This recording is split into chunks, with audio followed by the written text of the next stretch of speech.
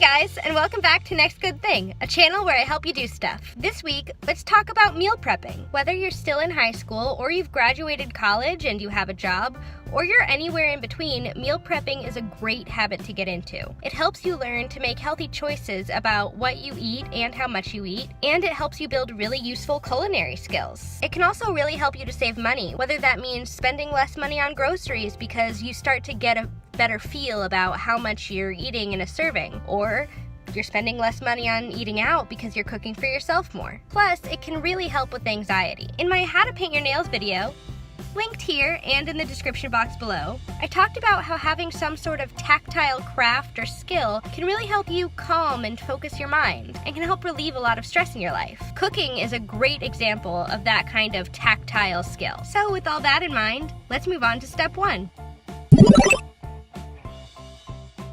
Step 1 is to really think about what you're capable of. If you're just getting started in cooking and you only know a few recipes, or if some nights you have drama club or you work late, or you have an exercise class that you love to go to, those are all really important considerations for when you're meal prepping. If you try to schedule things that overlap with prior engagements, or you take on challenges that are a little too much for you, you'll get discouraged, and meal prepping won't remove stress from your life. It will add to it, and you don't want that. It can be really tempting to read an article online or get lost on Pinterest, exploring all these amazing meal preps that really good cooks or really organized people have put together, and feel bad if you can't meet that standard.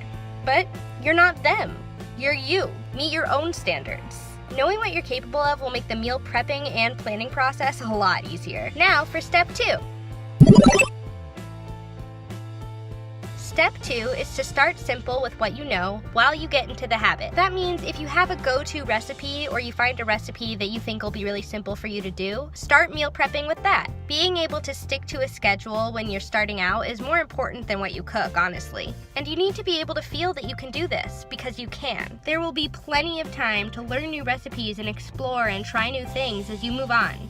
But once you're getting started, take it easy on yourself. Just spend this time practicing and learning what about meal prepping works for you and what doesn't, and really refine what makes this process useful for you. If you're looking for inspiration, I'll link a couple of pretty simple recipes down below for you. And if they're a little too complicated for you, don't worry. That doesn't mean you're bad at this. It just means you have a different starting point, and that's okay. Meal prepping can even mean making a few sandwiches in advance. You don't have to be a culinary genius in order to do this. Now let's move on to step 3.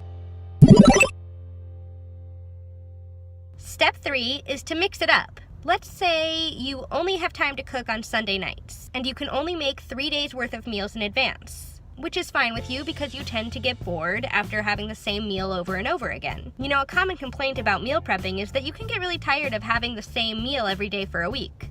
That's totally valid. But going with this example, you make 3 days worth of meals on a Sunday. That's totally okay. Just go to the store and get a few pre-made meals to mix into the rotation. So that means that one day you'll eat something that you meal prep, and then the next day you'll eat something that's pre-made that you picked up at the store. Planning out the meals that you have in advance is just as much meal prep as if you cooked it yourself.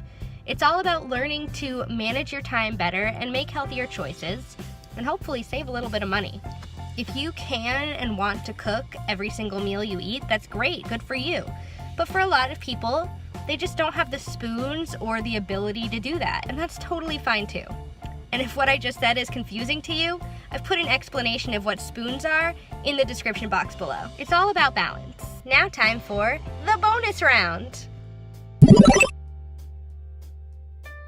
This week's bonus round is to try something new. Whether you're a very ambitious cook, or you've really gotten the routine down and now you're looking to expand the kinds of things you're making. When you have a free moment and you know that you'll be able to go to the store if you mess up, I recommend finding a recipe somewhere that you really think that you can tackle and that you're excited to try, and try to integrate that into your meal prep. No one expects you to get everything right and perfect the first time. Do this over and over, not all at once, but over time, and that'll help you to get sort of a repertoire going and get a few recipes that you can juggle around so you don't get bored. Now, go forth and cook. So that's all I have for you guys this week. Thank you so much for watching. Please like, subscribe, and share with your friends. I release new videos every week. And remember, as always, I believe in you. Bye!